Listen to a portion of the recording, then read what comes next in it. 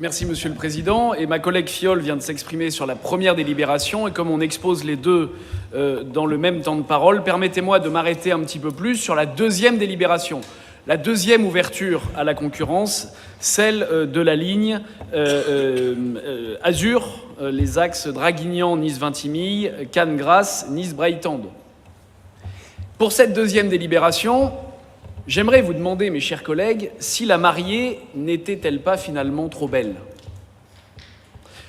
Ne cherchez pas dans mon propos, en vous parlant de mariage, le fait de parler d'émissions comme L'amour est dans le pré. Je ne parlerai pas de Karine Le Marchand, c'est promis. Je ne vous parle pas des agriculteurs qui cherchent une dulcinée. Non, la mariée n'était-elle pas trop belle? C'est cette expression qui juge une promesse trompeuse, trop belle pour être vraie, qui prend le sens d'une affaire trop avantageuse où sont proposées au-delà du possible ou de la réalité tant de choses. La mariée était trop belle, c'était votre promesse. On va voir ce qu'on va voir avec l'ouverture à la concurrence. Eh bien, le service sera amélioré, nous paierons moins cher pour une meilleure qualité. Ma collègue Fiol, quand elle parlait de la sécurité, sur la première ligne, celle dans laquelle on donne à Transdev, il y a moins de personnel, moins de contrôleurs, et pourtant, selon vous, moins de fraude. On verra pour cette ligne-là. Mais dans la mise en concurrence de cette deuxième ligne, qu'est-ce qui vous a échappé dans le mot concurrence, alors même qu'un seul opérateur a répondu au marché? Certes, comme pour le premier, 5 opérateurs ont retiré le dossier. 5 opérateurs ont dû le lire, mais un seul seulement a déposé une offre. Ça ne remet pas en cause le marché. Je le dis, il est honnête, tout du moins dans la présentation.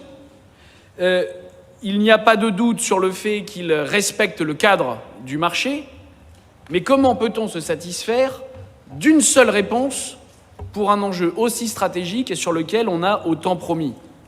Le marché n'est ni inapproprié, la réponse aussi, ni inacceptable, ni irrégulière, économiquement avantageuse, on verra, ce ne sont que des promesses. Mais quand un seul opérateur répond, comment juger? Comment juger des engagements et comment les comparer avec d'autres? Honnêtement, comment comprendre quand la SNCF répond toute seule sur ce marché qu'elle propose à la deuxième décimale près exactement la même promesse d'augmentation de la fréquentation que le premier marché, celui de Transdev. 23,55% d'augmentation de fréquentation à l'échéance. On pense qu'en 2035, on espère, ils vous ont promis, tous deux, plus 23,55%. Je ne sais pas s'ils se sont entendus sur le chiffre, mais il m'apparaît étonnant qu'à la deuxième décimale près, le chiffre soit le même, ou alors il s'agit là de l'effet célèbre, légendaire, de la communication du président Muselier. Comment les chiffres peuvent-ils être identiques à ce point?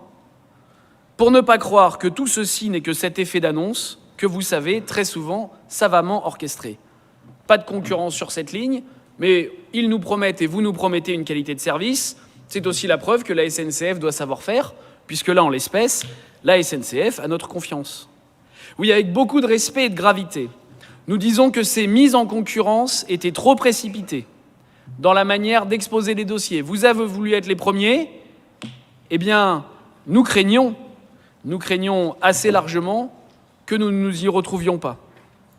Les annonces que vous avez faites, dans 14 ans, puisque c'est dans 14 ans, 2035, où il y aura les séances, comment pourrez-vous vous justifier? Comment pourrons-nous encore en parler?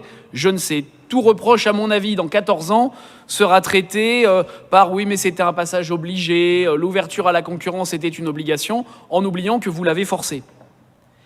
Votre empressement, c'est ce que nous critiquons aujourd'hui. Vitesse et précipitation ne font jamais bon ménage avec les intérêts de nos compatriotes.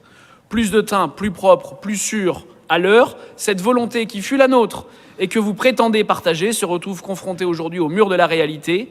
Vous mettez en concurrence la SNCF sur cette ligne-là spécifique et à la fin, seule la SNCF y répond, seule la SNCF va continuer à l'exploiter. La SNCF peut et pouvait bien faire, doit mieux faire, mais l'usager, lui, à mon avis, ne sera pas dupe de ce marché. Espérons au moins qu'il ne soit pas lésé. Nous voterons donc contre ces deux délibérations. Je vous remercie.